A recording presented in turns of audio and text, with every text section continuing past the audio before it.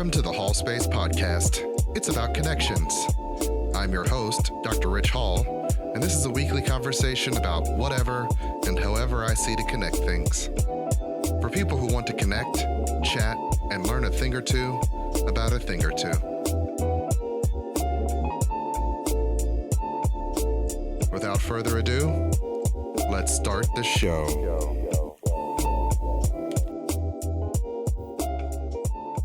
All right, so here we are on our first episode of the Hallspace podcast. Hey there. Hey. And you're with me, Dr. Ritch Hall, and my wife, the lovely and capable Nicole Hall. Lovely and capable. Lovely and capable. Both adjectives included. Thanks, Dr. Thomas. There you go. And so to begin, we're going to talk a little bit about who we are and why this podcast, without getting into a long diatribe, hopefully, very bad at deviations, personally. And then we'll get into our first topic and then move along from there. So, you want to tell these people who you are? Yeah, I am Nicole Hall, 42 years old, from Cincinnati, Ohio, born and raised, College Hill.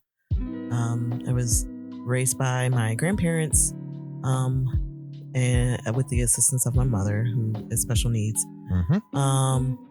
Went to college for IT, so I'm very technical, very black and white for the most part, logical, but I do enjoy things that are artistic, which is kind of why we're here. We have 3 kids. 3 at the time. Ooh, child. Richie, Daniel, and Victoria, 10, 7, and 5. Yes. Yes. Yes. 3 whole people. 3 whole humans. Whom we've created together. Yes. And whom we parent together. Yes. You want to tell them who you are? Yes. I am Dr. Ritch Hall. I am a psychologist by trade, so I get into people's heads and help them solve life problems, ideally, on a good day. On my, what I call good therapy days. Yes. I do that. Bad therapy days, not so much. I'm also a very creative person, so writer, comic book creator in a former life, and entrepreneur, right? Renaissance man, photographer as a hobby. So I like to get into creative things. I draw a little bit. I dabble in a lot of different endeavors, and this is also one of them. Trying to have a podcast. Father of 3 children, as was just discussed. Originally from West Virginia, so that's a story for another day, but born in South Charleston, West Virginia, which is very adjacent to the capital, West Virginia. And when did you come here? Moved here in 1990, so have been in Cincinnati long enough to not tell people I'm not from here. Right. Is the way I tend to think of it. Well, how old were you? Okay, see, didn't know there would be math. So just so there wouldn't be math for the others, right? You were 12 or 13, right? 12, I guess. Yes, 12. So 12 makes sense because it was 20 years ago. 30 years ago. Ooh, child, we're not talking about that kind of math. 1990, it was 30 years ago. So sitting in 2020 makes it easy to do the math. Easier than it would literally any other time. Year, yeah. Right. So you were a teenager almost. I mean, come on. You know how it is when you're 12. You are a teenager. You are a teen. Even though it's not really called 12 teen and like 13. It's not teen like 13, but you got the 10 in front. So you're feeling yourself. Oh yeah. You got hair I was in middle school. Look at it. Yeah. I think that was 7th grade. 7th grade. Cause I moved in January of 1990. So I did half the school year. Yep. I did half the school year in West Virginia, then came here and went to Central Baptist, a small little parochial school. Ooh. Yeah, for a year before, 2 years. I did a year and a half there and then went to Aiken. That's another story for another day. Another story for another time. Yes, the story of my educational years in high school and such. That was a journey. Oh, absolutely. I think that's always a journey. Yeah. And then went to college, met the woman who would become my wife. A whole nother story. there. Definitely a long story That's to definitely tell your that story. too. Yeah. And then eventually, yada yada yada, got married, yada yada yada, kids, yada yada. Here we are. Became a psychologist, and now we're two people who are doing a podcast. Yeah. So we should probably transition to. I should stop saying us so much. This is not easy. Probably transition to the why of the podcast, right? So the podcast is, I keep saying it's the Hallspace podcast. It's about connections, right? So back in the day, in the MySpace days, way back, which is at this point almost 15 years, maybe? Right? Or the MySpace was 15 years ago, early 2000s. Correct. Because that's how old we are. You don't know this, and I'm gonna definitely go on this side tangent here. When you're young, and if you'd have asked me at 1990 stuff I was doing 5 years ago, I'd be talking about grade school, and you couldn't quite wrap your head around things being older than say you were. Right. Now that I'm 40, it's like, oh no, 20 years ago I was doing this, 30 years ago I was doing this. Right. It was a whole 15 years ago. I had a MySpace page, and I created a blog called the Hallspace blog. Right. That my wife also helped me put together a non-MySpace version of. Right. And I liked the name and brought the name back up because I do think it's the podcast will be a lot about connecting to people in my life. My wife is one of my hosts. I will also occasionally talk with another friend, Terry Huddleston, for a segment on here. My brother said he wants to swing through and do an episode or two. Those will be fun. Yeah. All interesting characters. Yes, all the characters in my world. My world is often like a Simpsons episode where it is, because they're real people. Yes, they're real people, and to see you interact with them is hilarious. Yes, and there are different versions of myself, I think, that come out with these different characters. Correct. And so because I'm a big person on connections and connecting people with each other and connecting people with themselves and helping them open up about who you are and what you are. I mean, in my job, that's what I do. I thought the Hallspace, like a Hallspace is a space for connections, right? And you might have some things hidden away there. You might decorate it however you want. Wait, are you going to therapize me on this? No, not today. Not today. Not today, but I'm not saying there won't ever be a therapy conversation. Unfortunately, and you know this from personal experience, I absolutely do. Any moment with me could turn into a much deeper conversation about who and what you are. It could. So the Hallspace podcast is definitely going to be a space where you might get some therapeutic advice, because that's what I always tend to lean into. Oh yeah, we could think about how this is how people are, right? And it's always good to talk about mental health, right? Absolutely, and I think it's a sort of integral part of who you are as a creature. It is, and how you interact in your relationships with people. Absolutely. Right. And so I think it's definitely an unavoidable part of the human experience. Other people don't necessarily dwell on it nearly as much as I do. I am definitely a person who thinks way too much about things. So this becomes an opportunity to get some of those thoughts out, to share those thoughts. I noticed that in reading things on social media and talking to people, I do know that I have a lens on things that other people don't have. And that often people I talk to and whatnot, they also seem to have a similar kind of point of view. Some of the people that I like to share my thoughts with are people with a point of view, like my wife, Nicole, who's with me on this podcast. So it becomes an opportunity for us to sort of have these conversations, get them recorded, and share them with the world so that you can maybe learn a little bit about yourself, learn a little bit about us, learn about our social media presence. Right. Definitely. So at its best, it's going to be like being at a dinner party with Nicole and I, where we're just making jokes and telling you weird stories about ourselves and our families and our kids. It'll be sometimes deep conversations about things. There's a lot of stuff going on in the world today that I think there's room for a lot of deep conversation about. And it'll, reviews of things, our thoughts on things that are happening. But it's always going to be, hopefully, a good conversation. Right. It'll be entertaining. And maybe you'll also grasp something from it that maybe you'll talk to others about. Maybe. So hopefully it'll be an extension of the conversations that are already being had globally that you can then hear how we talk about it, how we think about it, and then go off and talk amongst yourselves. Talk amongst yourselves. I'll give you a topic. And it is from the perspective of to, African Americans in the world, working in professional situations, academic and corporate settings, with children, both male and female. So we've got African American, we got 2 boys and 1 girl. So we are, cognizant of how we're raising them and putting them into the world and how they'll have to navigate, that world. And it's also from the perspective of Christian parents. Richie's dad is a preacher. Oh, yeah. I'm a PK. He is a PK. Yeah. And yes, in the most classic ways, y'all. No. It depends on which stereotypes are being activated. I think there's a couple of stereotypes you fit.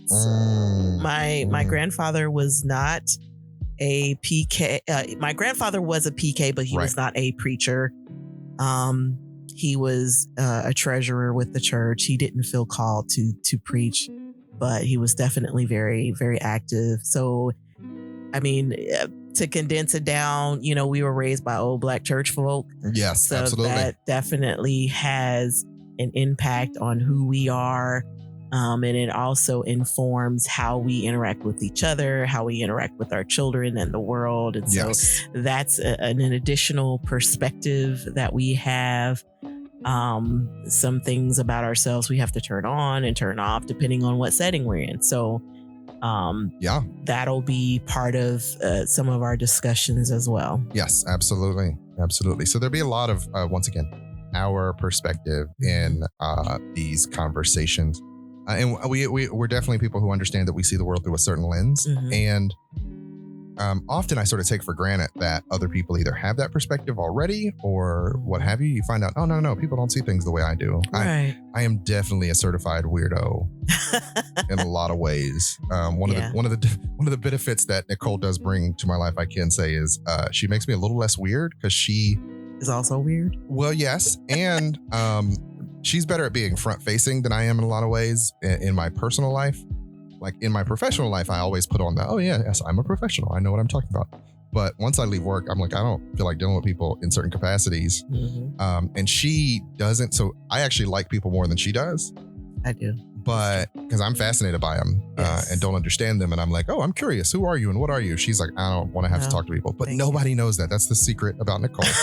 I'm revealing her secret. He's absolutely putting my business out there. Already so many minutes into this podcast, I'm telling you a secret about Nicole. She doesn't like people. I don't hate people. But she doesn't want to have to interact with them unless she does. And no one knows this because if you interact with her, she's all smiles and hey, so happy to see you, and I want to learn stuff about you. You're calling me fake. I'm not saying you're fake. It's not. It's actually not fake. It's just exhausting. I can only have so much energy to interact. So when I interact with you and we are having a full-on conversation, she's in. Please know I am all the way in. Yes. And after that, I need a nap. She's in so much that it's going to wear her out. It wears me all the way out. Because of how heavily she invests in this moment with you. And if you become a part of my circle, I am ride or die, 100%. Oh, absolutely. Super loyal. That is kind of who I am. So I only want to have to do that so many times. Yes. Yes. And some people don't deserve that kind of energy, right? Hey, conserve your energy. I need to conserve my energy. I got kids hanging off me all day long. And then when the kids go away, I've got a cat. Yeah. Who's also kind of like a kid. The cat loves the openings. So anytime the kids are gone for any period of time, the cat's suddenly right up under my wife. So she's literally the most popular person in the house. It is exhausting. She's like a rock star. Like everybody wants to come and tell her about her day. Even me. I'm like, hey, how you doing? You want to hear about interesting bee stuff right now? You look tired. You got a moment to yourself. I think it's so funny. It's like you'll come in and you'll notice that I'm tired and that the kids have been talking to me all day. And you'll say, I'm doing exactly what the kids do. But listen, though. But I'm willing to listen because you're an adult. You're going to give me adult interactions. Victoria's going to tell me about how she bothered the cat 22 times today. 22 times that you watched. Yeah. You watched 15 of those times. You were there for them. I was there for most of them. She's going to recap it for you. Right. Rod's going to ask me about some other toy that he wants. Something he wants to build. And then Daniel is just going to want to cuddle. So it's all great, but it's exhausting. She's the most popular person in the house. She's like, everybody wants a piece of Nicole. It's a really heavy crown. Oh. Yeah. And I'm the guy who gets to have ventures and kind of go off to himself and set up a whole podcast studio in his office. Yeah. And they know to leave me alone until they need something. Yeah. And so that's the division. That's some of the division of labor around our house. Yeah. At least the social labor around her house, around our house, definitely falls on her. And as we've discussed in this very conversation, she's the one who likes interacting with people the least. I've told people that quarantine would not be so bad for Nicole if the rest of us would ever leave. If you guys would just go. Right. And I need you to come back. Yeah. No, I get that. But I need you to come back. But if you just go. It is hard to do this. It's very. For her. It is hard for her to do this with us in the house constantly. We go nowhere. No. I mean, because where are we going to go? Where are you going to go? The world is closed functionally. Yep. And all the way like that. So that's been like, I'm just go off on this tangent for a second. That's been the biggest. So I am what's called a 11-month contract at my job. So I work for a university. And at that university, I basically was hired on to only work for 11 months out of the year, which means I get a month off. Now, I don't have to take that all as a month. Not important. I could split that up if I want, but I'm so used to just taking all of July off. A whole month. A whole month of July. I have no work responsibilities. Now, I'm also not paid for that month. So if I were to go to a real job that was a, say, 12-month appointment, then I would get more money. Mm-hmm. But there are many perks to only working 11 months out of the year. Technically, I really only work 9 months out of the year. I work when the students are there. And with the students being away, it's been very weird. Neither here nor there. What I have been doing for the last 5 years was I had what was called daddy daycare. Mm-hmm. So, you send kids to camp. Camp is expensive. Really so expensive. What I started doing, because I had children who were not necessarily school age, all of them when we started this. Right. Or when I started the job, I started saying, okay, when I take the month off, then I'll have the kids for like weeks at a time and we'll do things. We go to the zoo. Mm-hmm. We go to the aquarium. Like we were doing parks festivals. I was literally like trolling Cincinnati Family Magazine. I'm going to have a whole episode on this, but how do you get your kids free things to do during the summer? I could just run you down my daddy daycare schedule from previous years, but there are so many free things to do in Cincinnati when you have kids under a certain age. Mm-hmm. And so I was doing all of them. Puppet shows. Yep. There's Dollar Day at the zoo. I had a whole routine for that. Yep. Like I was killing it in the daddy game. So much that other dads weren't jealous. They were mad. Like, why are you flaunting in front of our wives how much you want to take all the kids off her hands for weeks at a time? I wish I had a husband. Right. They were like, oh, you go do that daddy daycare BS again. Oh, you gonna post pictures about it on Facebook? You're just gonna be raising your kids, huh? Wow. Yeah. Wow. And I'm at work, and I'm fine with that. Right. Posting all these pictures on the internet. On the internet. I'm be spending time with my children. So, COVID came, and now I can do zero of the things. Not like any of them. And there's like after 5 years of doing it, there's like this instinctual draw to. Like, oh, I was supposed to take the kids somewhere. There's nowhere I could take them. Nowhere I could take them to parks for walks, I guess. But it's a risk. You're taking a risk. Yeah.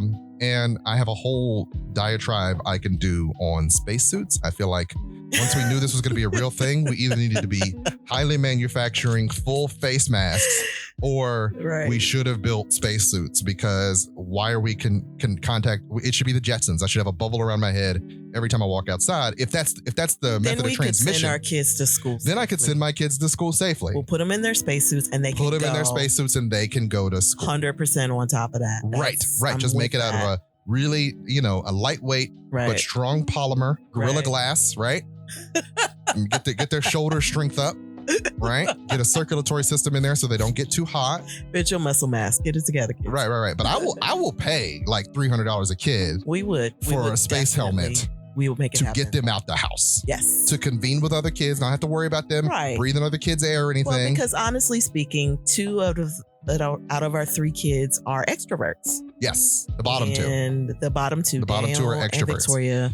Daniel's a little bit of an ambivert, but he's He can go both ways. He can want to be alone, but also want to be with others. He needs interaction, but he does want his time alone. Victoria is 100% extrovert. Victoria is 100% extrovert. 100%. Out of all the people it's been hard to remain quarantined with, it is Victoria. It's definitely her. I love her so much. She is the most beautiful creature on this planet. She is. And she's so smart and funny, but wow. You will hear me talk about her at length. I have so many Victoria stories. There are a lot going back to literally she came into this world trying to murder my wife. And now she's a person who literally terrorizes everyone in the house at some point or another. I love her so much. I love her energy. She's going to have to be a CEO of a company because she's not going to tolerate being told what to do for a very long time by a boss. She's not. So she's going to have to run her own company. Yes. Yeah. She's very confident. So confident. Way too confident. Hey, chill out. I'm trying to tell you what to do because I'm in charge. So the other day, we gave her a crown. It was at one of her birthday parties because she was like queen for the day or something like that. And she's got it on and she says, "Mommy, I'm a queen." And I said, "No, you're a princess. I'm the queen." And she said, "No, Mommy, I'm the queen because I have the crown on." Nice. Wow. Nice. You got demoted. I got that was a coup, ma'am. Ma'am. I did not know I got upseated. That was a coup. If you ain't wearing the crown, guess what you ain't? Guess what you're not?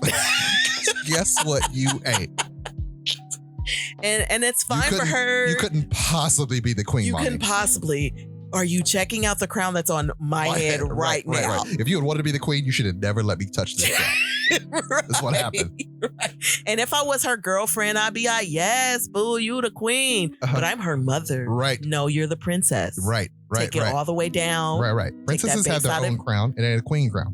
Exactly. Right. 2 different crowns, though. Right. Okay. Right. All right. Right. Check yourself. Okay. Lest you wreck yourself. Right. Which is something you have to tell kids a lot because they be speeding. Pump the brakes, kid. Oh, listen, punks jump up to get beat down. Yeah.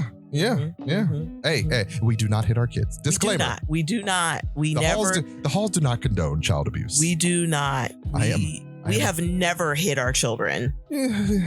Okay. We've never 1980s beat our children. I am a mandated reporter, so let's be very clear. Yeah, we do need to be clear. We joke about it. Yes.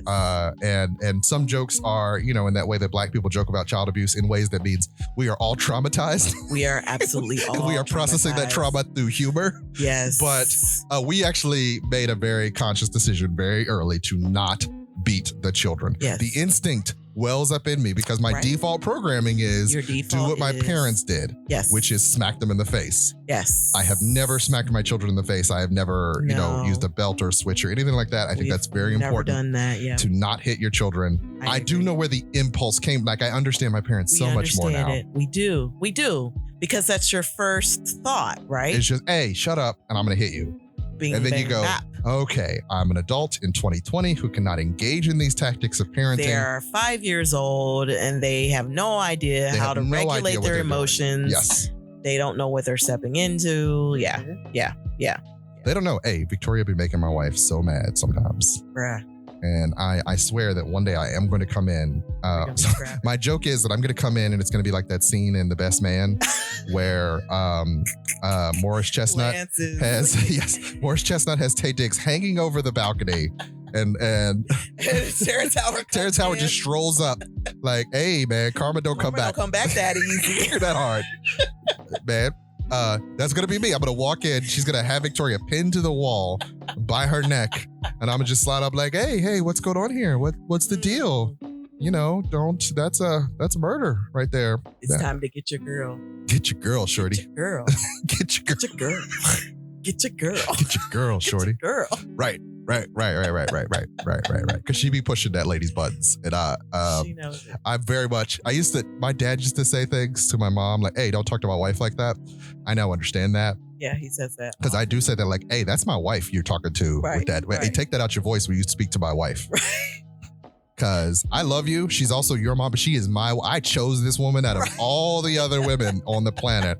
She gave me you as a gift and a responsibility. So funny to hear you say that, like, that's my wife you talking to. Hey, I don't let people talk to my wife like that. Not even you. Not even me. I'm not allowed to talk to her like that. So I know you ain't. I'm tied to this woman for life. That's my wife. Watch yourself. I remember being told that as a kid. My grandfather was like, oh no. Yeah. Oh. Yeah. Who are you talking to? Right. Could possibly be my wife. Right. You right. My bad. Right. But you don't know. As a kid, you're like, well, this is my mama. I'm supposed to be able to say things to her. No, no, you ain't gonna disrespect my wife. That's not what you're not gonna do. Because they are separate. They're separate people who came into our lives with like attitudes and agendas. I always say my kids have agendas, half-baked agendas. Yep. So I live in a house with 5 different agendas. Oh yeah. And they have not thought their agendas through. And I have some half-baked agendas occasionally. Occasionally I just get ideas and I'm like, I want to follow this through. They get the worst ideas sometimes. Like literally since the moment they were born, they've had nothing but bad ideas. But they want to die on that hill. And literally when you use die, like DIE, like I would like to introduce this fork to the socket, please. And you're like, no. Nothing good. Nothing good will come from that. They say, I don't care. I regret nothing. Right. I has fork. There is hole. I'm poking it. And you're like, no. 1, where'd you get a fork? 2, stay away from that. We've gone over this multiple times. 3, why are y'all supporting him doing this? Right. Why are y'all cheering him on? You know it's a bad idea. And that's why sometimes I think when it comes to raising kids, I'm doing the thing. This is the Ritch starts giving advice and thinking in terms of, how do you think of this as a behavioral activity or coping strategy? You'll hear me do that. That's the thing about this. So when you hear me, ring a bell somewhere because that's me getting in my lane. Right. It's an experiment where you have to give them some level of freedom to try things, but you also have to set boundaries that are, hey, this could kill you. And I'm not just saying that arbitrarily. I really do mean you could die. And you have not thought this through. At all. So, and there's a lot of times where I'm like, this is what's best for you. I literally had this conversation with Richie 2 days ago. We were doing something. I said, you need to clean up the family room. He immediately launched into how everybody else had destroyed the family room but him, even though he's the one in there. And the floor is covered in chips and bags. I swear to God, my kids leave rat's nests all over my house. Oh my gosh. Like you walk into a room and it's like they've been living in a blanket and they've been eating snacks. And it's like like a homeless person just moved into this space in your house. Yep. And they're squatting. Nothing against homeless people. This is not denigrating homeless people, but they are treating my house like it's not a home, but instead a hovel that they live in. They sleep on the floor. They eat snacks and just drop bags next to them. Mm-hmm. As if there is not something to be, that we are not also people who live in a space that we have paid a lot of money for. Mm-hmm. And so I'm like, hey, you need to clean up, buddy. And he's like, but Daniel and Victoria were in here too. And I'm like, yeah, but you're the one in here right now. We're not talking about Victoria right now. Who's supposed to clean up? Am I supposed to clean it up? Because I didn't make the mess either. And I'm telling you, I clean up a lot of messes around here. I'm also telling you clean this up. I'm also saying you get it. Yeah, you can do it. You can do it willingly or you can do it unwillingly, but you're going to do it. Right. So, I'm like, we're a family. You got to do stuff for other people. That's what a family is. Like I'm turning it into this lesson. Yeah. But guess what? He cleaned up that living room though. Yeah, he did. Right? Yep. Because it's interesting. So going back to, I don't hit my children, but they also know I don't play. It's weird. They have this weird fear of me. Even though I am, I'm not a teddy bear. I'm definitely critical. I do get the impression that they know I love them. I say it a lot. I am affectionate. There's this mystery about you though. Like, maybe he will do it. Right. Maybe this will be the time he might try to. I remember thinking my parents were going to kill me, but my parents did believe in corporal punishment. Yes. So there was a level of I could get got. Yeah. Now it's like in retrospect, they weren't going to physically like snap my neck or something. Like they weren't going to try to fully destroy me. No. But there was a visceral fear. Yeah. That this could be my death. Yeah. Like, and sometimes it was just getting in trouble is like death. Yeah. Well, and I was a similar type of kid. My grandparents, neither one of them have ever hit me. But I knew that you weren't playing with Lillian. Okay. Right. Okay. Right. Not to be played with. She's not to be trifled with. I met Lillian when she was 70 years old. Yeah. And I knew. You knew. She was not to be played with. There was something about Lillian Slaughter that was. And William Slaughter even less so. Lillian, I wasn't as afraid. I mean, I guess like I remember meeting him the first couple times and being like, hey, he could, if he wanted to, he could take me out. He could.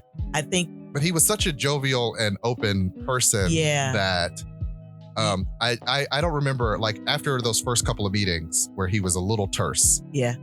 I was not afraid of him. I was still afraid of Lillian. No, because she'll wild out. Yeah. And he'd have to hold her back. Definitely. Yeah. So I had a respect for him. Yeah. Definitely. But the respect for Lillian was definitely a certain amount of, she would cut me. She'd take you out. She would definitely cut you. It was like, so I knew, he would, like, if he had to, he'd cut me too. He cut you too. But he wouldn't want to have bury to the body. Yeah. Yeah. She would do it and be like, I deserved it.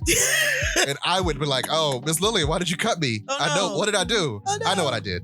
You're right. My bad. My bad. I'm sorry. Because that was what Lillian Slaughter, Nicole's grandmother, that was how she was as a person. Like, you don't want to cross her. You don't want to make her mad. I knew she was more capable of anger than he was. Yes. But, and like a lot of African-American dads, once you got him to a certain point. Yeah. I never met that version of him. Listen, when I tell you. I believe it's there. It is absolutely there. Mm-hmm. And I only know 2 out of all of the grandkids that have taken him to that point. Nice. Wu Chow. Yeah. Okay. My brother was one. Well. And then the other William, the youngest. Yeah, it was. So, and my grandfather doesn't get super angry. He's absolutely mostly jovial. He was a cool cat. Super laid back, cool cat. He was definitely a cool cat. But there were some things you were not gonna do. Yeah, period. I can believe that. I can believe that. That is it.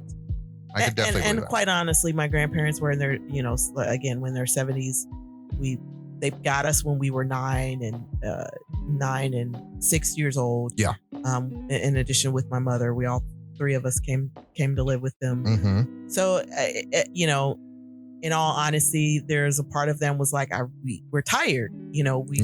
And honestly, as a parent, I just believe you learn more, you know more, you do better, you approach things way differently.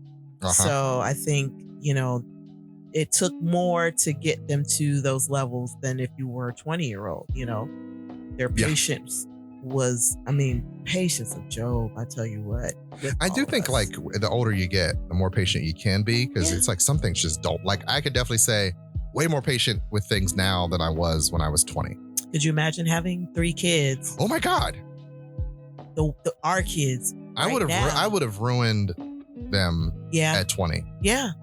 Because there's things that they do. I'm tolerant now. There's definitely way more times where I stop and go, what are they doing this for? Why? Exactly. You look as at opposed the to just why. like stop obstructing my agenda. And that's not to say that I'm never there, because there are many times, there are often times where I'm like, hey, I got an agenda right now that I think is more important than what your need is. Oftentimes it is. Yeah, this is going to be trivial. But I can definitely say, so 40-year-old me versus 20-year-old me. 20-year-old me would have definitely been like, just shut up and get on my agenda. Yeah. Whereas 40-year-old me is like, okay, I'm going to circle. If I can't do it right now, I'm going to circle back around to it. Yeah. Or right now, what is it that you need? Yeah. That's got you in this space, because I don't want you to feel like I'm not listening. I'm not listening and I don't care. I don't hear you. Yeah. Yeah. Yeah. Whereas 20-year-old me wouldn't have stopped to like, they know I care. Also, shut up. Yeah. So. And so I think that's an interesting point too. It's like your parents were 20. My mom and dad, they were both 20 and 21 when they had me, and my brother. And, there's a part of us that were kind of raised rough, but we understood that they loved us. Yes. We understood that they were, and the older you get to, and I think particularly for us, we look at the motivations behind people's behavior and things like that. Parenting is hard. Yes. And it's super hard. And, you do the best you can with what you have. And so I completely understand that maybe our parents made mistakes along the way, just as we're making mistakes along the way, but that they loved us, And so we're trying to, bump that up a bit and say, we love you. We hear you. Yeah. We see you. Yeah. And they'll probably still be sitting in a therapist chair 20 years from now saying, my mom and my dad. Right. They had stuff and they didn't do this and that. Right. So I don't know. What's wrong with sitting in a therapist chair? I think everybody might come to a point in their life where they need therapy, and 70% of the population goes to therapy at one point in their life because 90% of the population has had a mental health crisis. There is nothing wrong with going to therapy. Yeah. Definitely not trying to ruin the bag. But quite honestly, with African Americans, we need to know that in addition to praying, in addition to talking with people that are close to us, our friends, our mothers, our, aunties and stuff, that going to therapy is also a great way to go to a third person who has nothing to win or lose in the situation and could provide a different perspective to certain situations. Yes. Life is hard, y'all. Life is hard. Life is hard. Life is hard. And quite honestly, if you have someone to help weigh in and clear your thoughts and all of that, it's absolutely beneficial. I didn't always believe that. I will say that. It took a long time. It did. Even as a wife of a psychologist, I didn't always feel comfortable because it's like I'm telling all of my secrets to this stranger. Yeah. But that stranger can help you sort through the mess. Because they're a stranger. Yeah. Exactly. And they don't know you. They just want to help you get to, a point where you can understand what's going on in your life. So that's my spiel on therapy. I appreciate it. I don't have to do it then. You did a great job of selling therapy. But let it be known, I am a huge advocate. You are. For therapy. I'm not going to say everyone needs therapy. Right. I will definitely not make that assumption. I think if you have good friends, good people around you, people who do listen to you objectively and are enriching and nurturing, then you might not need a therapist. If you do not have that, then I think, yes, a therapist is good for you. And there's just going to be stuff in your life that you can't always figure out. Right. And that sometimes sitting down with a therapist helps you at least sort through who you are, what's going on. Right. And a lot of times it really just takes saying some things out loud to somebody. Yeah.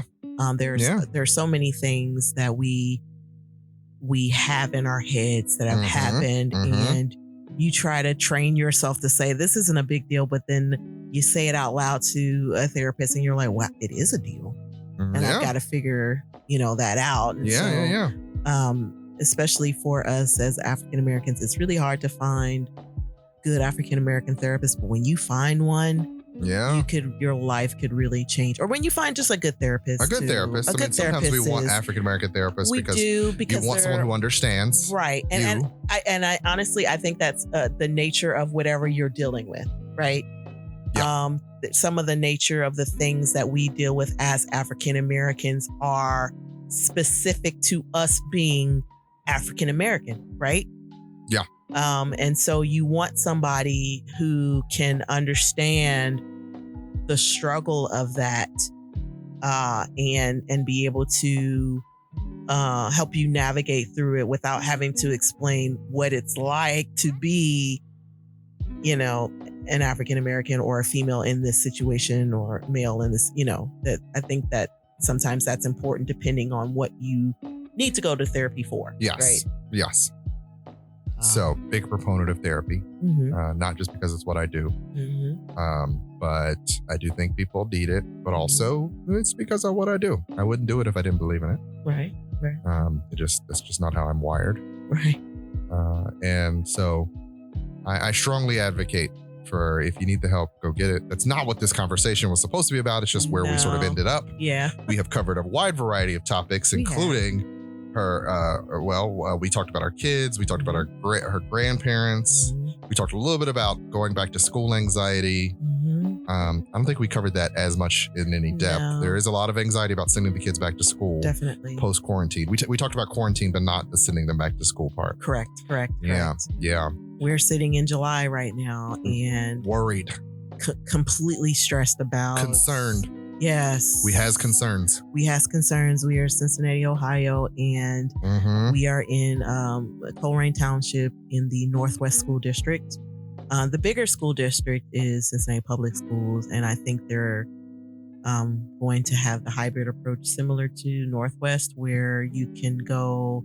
I think Cincinnati Public is a couple of days are in school and the other days are online. Yeah. And I think for us, it's online or not. I think you can either do remote learning or you can go in person. That's not finalized yet. Yes, it is not 100% yet. But honestly, by this time of the year, we would have gone on all of our vacations or in the midst of them, and we would be buying school clothes. Right. I was at Walmart. I was at Wally World today, Walmart. Yeah. And they had school supplies out, and I was like, "Oh yeah, so we're doing this, huh?" Remember buying supplies for school? Right. Yeah. Remember when that was like, we'd be midway through July, and I'd be like, "So we have to start thinking about buying their supplies." Right.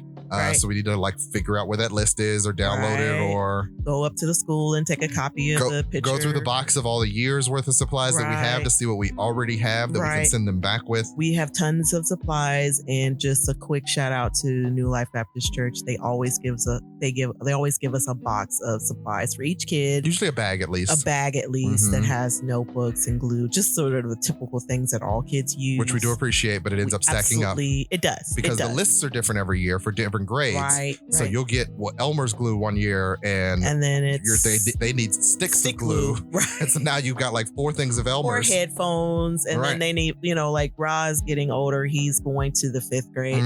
He needs 5-star notebooks as opposed to notebook paper and binders. Right. So, and I have no idea what Victoria's going to need. She's going to kindergarten. If they go, I still think, I believe it's a shell game. Please don't make me. I believe it's a shell game. I don't want my kids to be home, but I do think with the numbers rising the way they are, it is hard to believe that there will be no issue with their return to school. Kids are germy.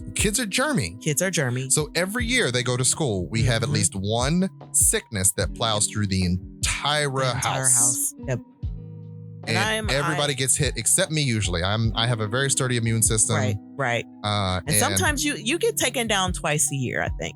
At least once a year. Yeah. Sometimes twice if it's like so bad that you're out for 2 days. Yeah. It's not long, but it does happen. Yeah. So whenever Ritch Vaughn gets sick, wow. Yeah. I am autoimmune. So I get sick very easily. I get sick all the time. She's got the asthma. I've got lupus. Yeah, the lupus. So it's when it hits me, it takes me all the way. So we try to do things to avoid her getting sick. Like COVID is a nightmare for a family like ours because she's got autoimmune issues. Our son has asthma.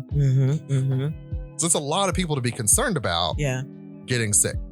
I would never send them to school in the current climate. Yeah. To say that. It's just, with the numbers being where they are. The numbers are so high. It's essentially it's assured. Yep.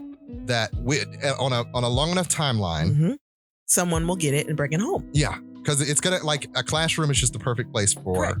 Correct. And what did we read just today, or maybe past couple of days, the YMCA had a sleepaway camp.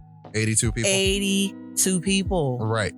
Right. So earlier this year. And that's with precautions, with the current CDC precautions. With the CDC precautions. Which I want to be a conspiracy theorist or anything. Yeah. I don't believe what the government is telling us right now about is enough to keep. I think the best advice they gave was stay away from people. Yes. Don't breathe people's air. Right. Stay as much as you can. Stay Wear indoors. Your mask and take your gloves. I think they've tried to amend that for the purposes of the economy, but I do believe. I agree. We should probably all be in the house. I agree. The less interaction that you have with strangers, people outside of your family bubble, the better. Right. Absolutely. Everybody stick to themselves for a while. Right. One of the things that frustrates me the most about this issue is I used to be a person who believed that America was a great country that was very imaginative and great at solving problems. Human beings by our nature get stuck in certain routines and patterns. And so with this, everybody's trying to force the old way of doing things before there was a very contagious disease, to the point of twisting their own logic around. Is this real? Is it contagious? Is this a hoax? Nah, it's real. It's very real. I've got family and friends who work in ICUs who are seeing the devastating effects of this. Correct. We know personally nurses, doctors who have come into contact with people who have had it Right. You yourself had it. Yes. yourself So had this it. is real out there. It's very real. And we quarantined him for double the time because I was in there for a month. You were there for 28 days. Yes. I lived in my daughter's room for a month. 28 days. And anytime any of us interacted with him, we were spraying stuff down. We had masks on. Very weird place to be. It is very weird place to be, but it is also how we didn't catch it. Yeah. Right? I mean, living in the same house, it is possible to, to quarantine, and we, I think we were fortunate and blessed in that we did not catch it, but it was still very scary. Yeah. It was still very real. They say 14 days. We did 28 just to be sure that everything was okay. And it's very real. Yes. I mean, just recently, there's the guy that said it's a hoax, not wearing a mask. He caught it. Yeah. And then 4 days later, he died. D-I-E-D. D-I-E-D. Dead. He's gone now. Yeah. God rest his soul. Yeah. And so. Unfortunate. In Ohio, Port Clinton, Ohio, where I usually go. To go fishing. Every year, I go to Port Clinton, Ohio with my dad and his brothers to go fishing. June. Yep. First week of June. Yep. Another one of those traditions that just didn't happen this year because COVID. This dude's in Port Clinton, Ohio. And Port Clinton's this really small, sleepy town that goes to bed at 9 p.m. So how many people contact, right? Who could have gotten it if he's walking around without a mask on and flaunting the rules just around breathing. it. Like, it's a thing that could decimate a small population like that. Yeah. So it's very unfortunate. It is very unfortunate. And very sad that person died. There was a lot of people. It's always interested me that there are people who make jokes about it and memes. And that guy's now he's now infamous for being this poster boy for the person who doesn't believe in it, gets it, and gone like that. And he's still a human. He's still a human being who died. And so I've never been missing him right now. Oh my God. Yeah. Who was here and then wasn't. And I think that's the terrifying part. Right. And so when you say, oh, we're going to open up the schools, not with my 3. Right. Right. Right. I mean, that's everybody's lives on the line. That's them, their friends, their teachers. That's us. That's Gammy. It's Pawpaw. It's all the people around us who are also, your mom also has lupus. Like it's right. And so there's definitely an element of, it doesn't have to be this way. It doesn't. We could find another solution. We could make amendments. If we open up our minds to the idea that things are now different, so we can't do things the way they were done. Right. We need to do things new ways to accommodate the fact that this is the situation is different. Yes. Different from last year. Absolutely. Right. Things are different now. Yep. So we got to do things different. We got to throw some things out. Yep. But people are so stuck on bending towards the way things were. Right. It's like, easier. It's what you know. And we didn't build this world for calamity. We built this world for efficiency and consumerism. Like, people should be able to go out and buy things, they should do it efficiently, and they should get a mass capital, right? Yep. And so now you have this situation that's like, oh wait, but those things preventing are not all of that from happening. Preventing the flow of commerce. Yep. And people are like, well, we got to get back to commerce. And it's like, there will be no commerce if there are 10% no humans of the population dies. Right. And that's an estimated 10%. Right. That's not even the true numbers. That's not even the true numbers. Not even because reported numbers and true numbers are often different. Right. Because those are theoretical, but it could end up destroying populations. Yep. Lots of people. And America is like rocketing towards being we're just like COVID central. Yep. Right now. Yep. So yes, school. Yeah, school's a big deal for us. It's a very big deal for us. Just in January of this year, before COVID hit, Daniel's teacher got strep. Yep.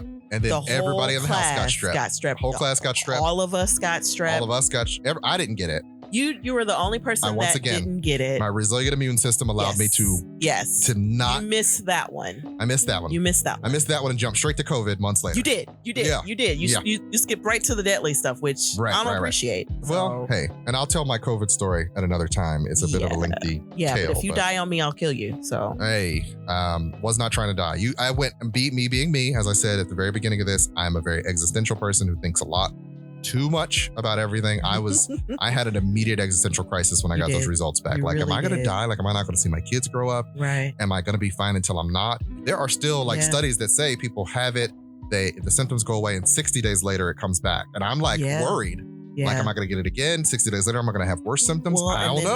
And then they talk about the damage to your body just in general. Lungs. Anytime I feel never winded. be the same. Right. Anytime I wake up sometimes, and I've been staying up way too late. I've got some insomnia issues due to COVID destroying my schedule.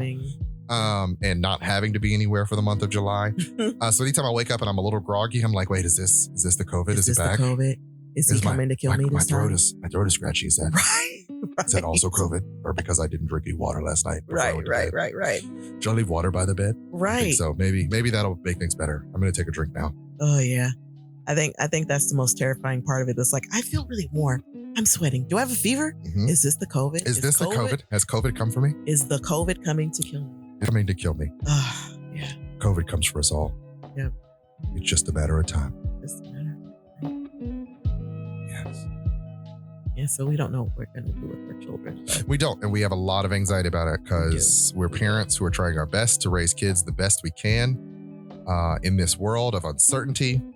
That's another thing COVID has definitely done. It has human beings, ever since we created clocks, have always thought we have command over the planet. I mean, it's in the Bible. We have dominion. See, they're all the creatures. Yeah. And this is a good reminder, like, hey, there's some stuff that you cannot depend on that is not certain. Correct. And if you start assuming it's certain, you're going to find out very quickly that no, it ain't. Yeah.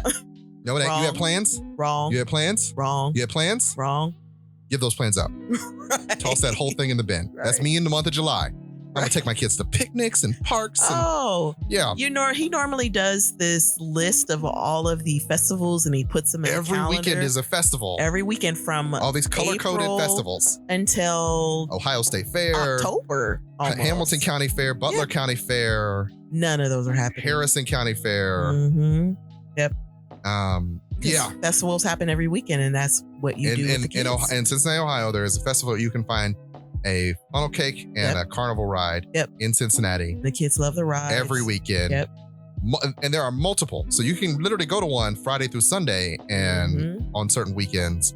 Go to 3 different. Never not have something to do that involves tickets and funnel cakes. Yep. And maybe a candied apple here and there. And this year, none of it. None of it is happening. Because a virus entered our lives and changed everything. Yep. So, yeah. I'm a little melancholy about that, about missing those activities. It was always a thing to do. The kids had a good time. It gave them activities, got them out the house. Yeah, they loved it. And now they have to live with us. And we're so restrictive. They can't go anywhere. Yeah. They can go outside the confines of our house. And I mean, they can go in the front yard and the backyard, and that's it. Yeah. And during the day when we're both working, they have to entertain themselves because I work remotely. I'm in IT, so that fortunately I am still getting paid, and the transition wasn't very difficult as far as setting everything up to be able to work from home. The difficulty comes in when the kids still need stuff between 9 and 5. Yes, because they do. Because they always do. Yeah. And everything that, oftentimes the things that they think are important to them. You know? Immediately important. Like right now. I need this right now. It's an emergency. I need you to put this password in so I can play this game. Right. Okay. Right. Now. Stop what you're doing. Now. Stop what you're doing. I'm talking with my boss right now. Stop what you're doing. This is important. No, it's not. I need the password. It's Give me the password. Now. Like when are we in a spy movie? Okay, James Bond. Right. Chill out. Is this an order from my commander? Right. That's an order from your commander. For your commander. Yeah. Right. No, I've been in sessions with people. Yes. I'm in a session with a client talking about the most personal, I'm talking about an issue of sexual assault with a person, trying to be super in the moment. And my daughter walks in with no pants and asks, and this is a video session, so this person can see me. And if my daughter gets close enough, they can see her. And I'm trying to do the hand wave, back away, please. And she insists on walking up because she needs me to unlock this device using a password right now. And I'm like, and so at some point I got to turn to her and go, no. Yeah. Because if she walks any closer, they will see her pantsless. And then I got to go with back a fire in her hand. with a device in her hand. And then I got to go back into this. So I'm here and I was listening and I'm so sorry for that distraction. And you were assaulted. And you were assaulted. Please go on. Yeah. Please continue telling me this very Well, because you've got to stay focused in that moment and all of that. And she's like, my fire, I can't. Right. I did hear you say no and close the door. And then I heard her go, yeah. But it happens so frequently. often. That it's just like you're interrupting work. Yes. So I think that's the one thing that's really hard, particularly. And that's not to say that we are not neglecting these kids. No. They like literally all the in-between time that we can give them during the day. We take more breaks from our jobs than we would if we were working. If we were actually working. Because at work I would never be like, hey, so I got to build this Lego thing with my kid real quick. I'm going to play basketball with Ra for 15 minutes. Right. He asked me to go play catch with him. I'll be right back. Yeah, exactly. But now with this, it's like in between, we're giving them so much time. Yeah. It's never enough. So these people always want more. These little humans with your face. Ugh. Always want more. Yeah. They could never get enough of us. I think they're so obsessed with us. They are. Why are you so obsessed with me? Right. I will say that there is something to be said for being able to do work and sit on a porch with them or work and play basketball or, but I also believe that, that's the best we can give them with what we currently have. Typically during the summer at this point, they'd be swimming every day, going to the movies, going to the Newport Aquarium, hanging out with other children, hanging out with other kids and interacting, so much so that by the time we pick them up, they're exhausted. Yeah. And they just want to eat and go to bed. Right. Just hang out. Yeah. But now that's like they're here all day. They're like eating up. They eat so many snacks. They eat all the snacks. So many snacks. Leave snack wrappers all around my house. I don't know how many times you have to tell a person, throw that away when you're done before they just like agree. I went into their room and it's like, so you guys just don't believe in garbage cans? Right. Right. We gave you a garbage can. It's in the room. No. There's a garbage can right out of your room. Just take it with you when you go. No. You pass the garbage can on the way down the stairs to the bathroom. No. Take it when you go. No. They just leave stuff. And then always want to blame the other kid. It's the other kid who's not there. Well, there's always the other kid. Like, whenever you say, who did it? It's the other kid. I don't know. It's all, Or maybe, Daniel, Victoria, or maybe it's Rob. Daniel, or, No. So, I mean, when we get the final word about the school, we'll figure that out. I am not a great teacher. You're a pretty good teacher. I set them up when we did online learning. And one of the things that I know I struggle with, and you probably also struggle with, is you can be a great worker, co-worker, or a great parent, or a great spouse. Trying to do all three at once is it's too many roles at one time. Hard. It is definitely too many roles at one time. So when I was a great teacher for the kids and I had them all set up and they all met their they all got their homework done and they all made it to their Zoom meetings. Yeah. I was a bad employee. Right. So much so that my boss is like, ugh, I'm concerned. Well, I have 3 kids who are at in home. The middle of a pandemic. In the middle of a pandemic. My productivity might take a nosedive. So they had a Zoom meeting the same time that we had a meeting and I had to set them up. Right. Let's all consider what's happening right now. It's in a way, the world is on fire. Right. I am sorry that I'm not as Johnny on the spot. Everything is aflame. Yes. Right. My work still gets done. It just doesn't get done. And definitely non-traditional hours. I was doing way more non-traditional hours at my main gig. Or longer hours, right? Yeah. Then sometimes it's like, okay, I had to get them fed and everything. And now after that's done and they're kind of do notes. into their evening activity, I got to do some paperwork stuff now, which wasn't so bad. If it meant, like I said, in the middle of the day, I can go play catch with them. Yeah. And, that stuff is important. It is. It is. There's a real value to it. There really is. And it makes me feel like, I said this to my boss that normally, like I said, I spend the month of July with them, but during the year, there's a lot of coming and going, passing each other, and not really getting to spend any time with them. And normally we would go on vacation. This would normally be our vacation week. Yeah. And then I'd spend all this concentrated time with them and then get to know who they were. Yeah. And then be like, okay, I always get this better sense of them as individuals at this phase. Yeah. But now that I've been in quarantine, like I know them very well now in quarantine. Like I have a good predictive algorithm for each kid right now while we're in quarantine. So it's like if something goes down, I'm like, oh, this is happening. Dale needs more sleep because he was up too late. Or right. Victoria hasn't taken that nap, or she's actually hungry and sleepy, and that's why her tone shifted the way. Like I've got a lot of like just little fine details. Yeah. Right. Little fine details about who they are and why they're acting the way they do now because of being around them so much. I think just in general, you're very good at reading people and their behaviors. And so I think you're very cognizant of what those behaviors mean, what those attitudes mean, and things like that. And so it's very interesting to hear you talk about people and their tells. Yes, everybody has tells. Everybody has a tell. Mm-hmm. And I am working up the courage to one day ask what all my tells are. You want to make it an episode? We can share each other's tells. Yeah. Listen, we don't have to. I'm curious. We can have that as an offline conversation. I'm trying to make as much content as I can. No, I'm very interested in it. Yeah. I'm very interested in it. And I think, the whole idea of a lot of this is to learn and to grow and to share. Yes, absolutely. Right? So I'm in for all of that. For all of that. Right. I'm too old to do anything less. Right? Yes. You know, at this to be age, all in. Yeah, no, let's just be all in. You're not promised tomorrow. Yeah.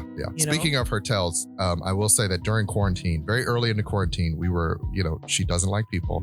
We are all trapped in this house together. She doesn't mind not leaving the house, but she definitely minds being around all of us 24 hours a day, 7 days a week.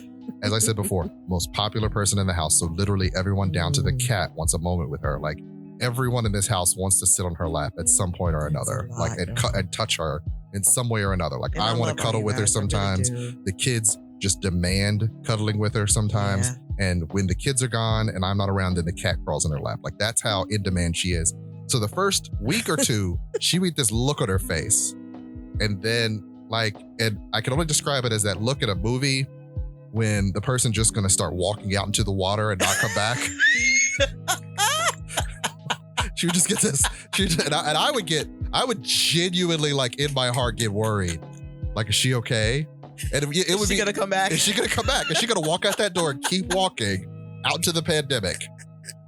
You know what I mean? Like it was literally the far away, I don't think I could do this look.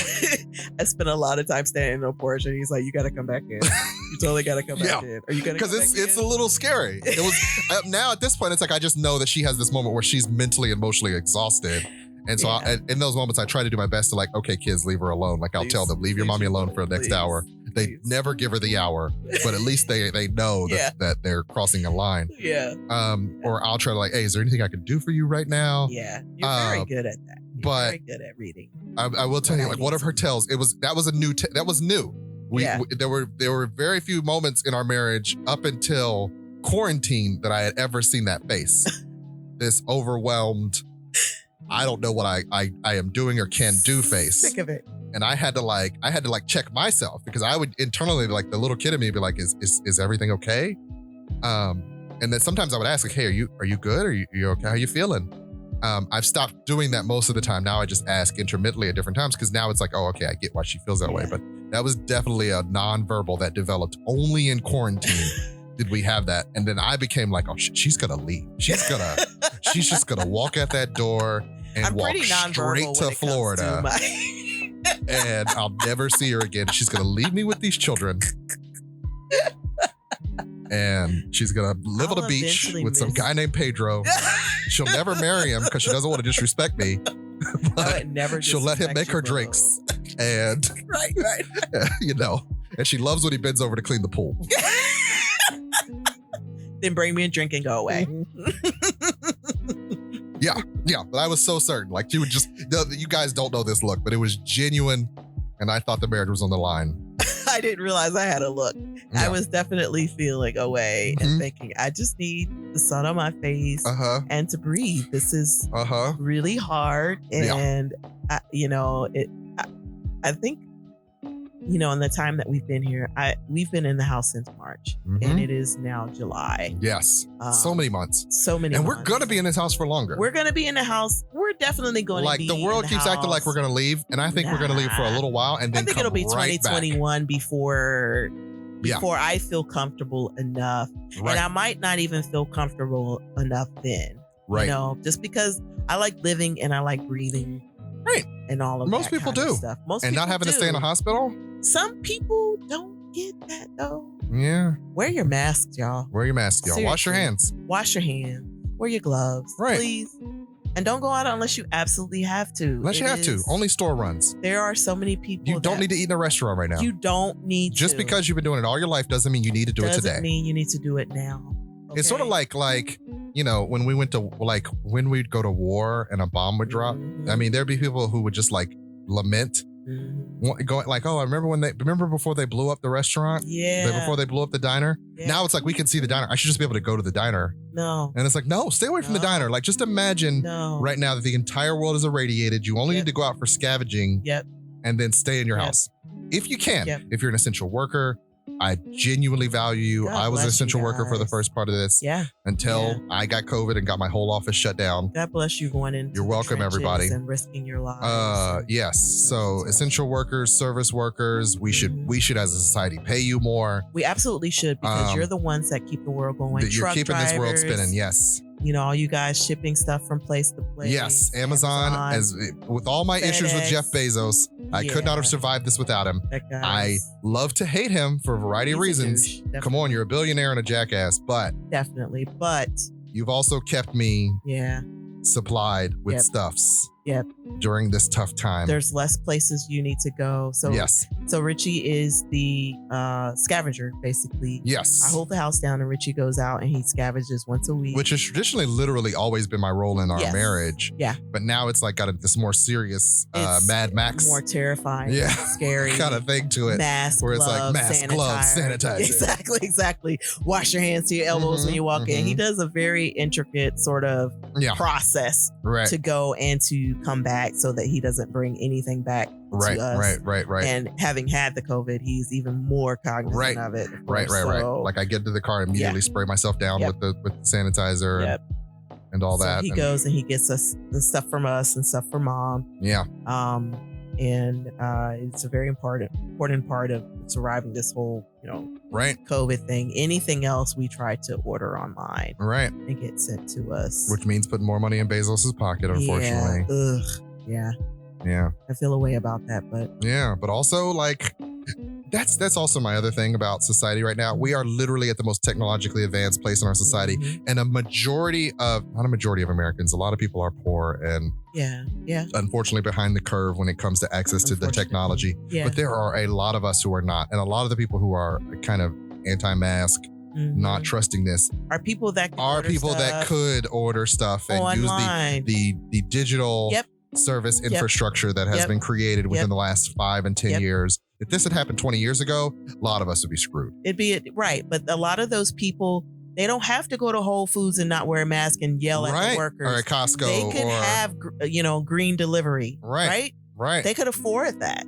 That is, right. You're just going out to be antagonistic. Right. Okay. Oh, quite a few of them are definitely. I've seen a lot of displays of people just being antagonistic, wanting to prove a point. Yep. And as a result, endangering people, or endangering themselves. People. Yeah. And it's really brought out mental illness is real. Mental illness is absolutely real. It's so real. And sometimes it's not fully mental illness. Like being an a-hole isn't mental illness. It's just being an a-hole. There's no diagnosis for that. I'd like to believe that there are some people that would go that far. Like they're going to the Whole Foods. Oh no, they're a-holes. They might just be a-holes. You're having a full-on tantrum. A-holes, man. Never underestimate what happens when. Illness. No, you have to. No. Not a diagnosable long-term mental illness. They might just be in a people will do all sorts of things when they feel in crisis or afraid. So we often But doesn't do that this. count? No, it doesn't count because it's not. What are you going to do long term for that? It's just a crisis moment. So it's not like, oh, they're going to be in years of therapy to address the fact that they flipped out at Target that one time because they told them to take a mask and they shoved that person. Now you're thinking, oh, they may have an anger issue, but they might have not acted out before that day. They just got so challenged. I'd like to believe that if they're flipping out at Target, there are a lot of things that could specifically trigger them, and that they would tantrum out there as well. Hard to say. You know? Sometimes yes, sometimes no. People are complicated. Yeah. So we'll very often do that. So she'll start asking me questions about like a diagnosis or something like that. I'm going to be honest. I am not an encyclopedia of diagnoses. I am an encyclopedia of interventions. So when you ask me like, what do you do for a person like that? You can usually have some ideas if I have a sense of the person, but I'm not going to be the guy who's like, oh yeah, this is obviously narcissistic personality disorder. This is obviously bipolar. What's the DSM-5 say about it? Right. I do not have the DSM-5 in my head. I got some cliff notes. Yeah. But I don't have the exact diagnosis in my head. I just sort of wing it, to be honest. And here's the thing. I don't have to memorize the book. The book exists. If I want to crack it open, I can. You can look for it. Right. Well, I think part of knowing what you know is knowing where to get the information from. Oh, yeah. You will learn. Becoming a PhD, doctor, master's degree, college teaches you not necessarily to know all the things. People assume that intellect is knowing all the things. It's knowing how to access the things and knowing how to think creatively to find solutions to things.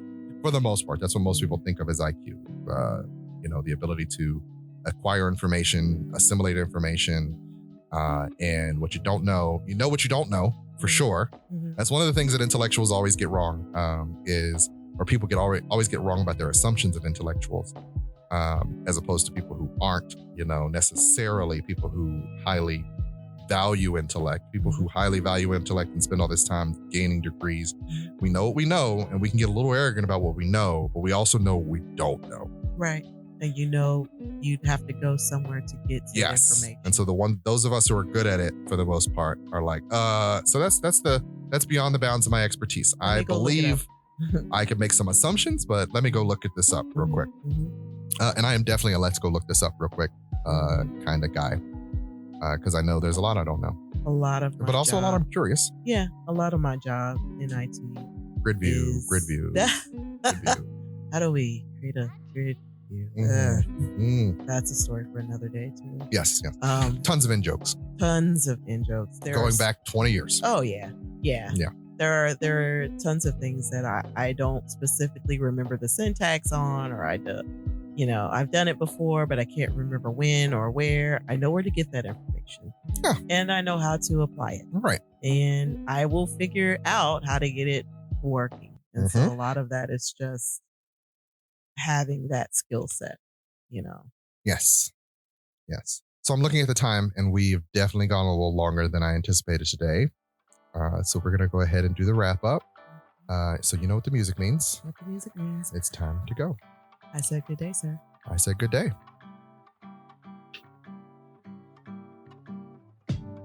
The Hallspace podcast is brought to you by Hall Productions, LLC.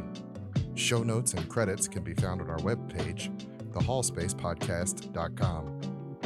Any questions, comments, or concerns can be sent to us at thehallspace@gmail.com. The show is written by Daggerpin Davis. Music is curated by DJ Cabal. The show is produced by Chuck Jones and recorded at Slash and Trash Studios. If you like what you hear, please be sure to like, share, and subscribe. And I hope you all have a good week.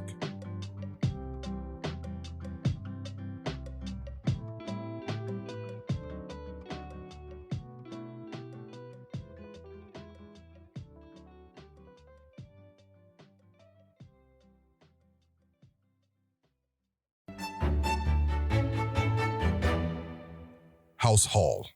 We rise brilliantly.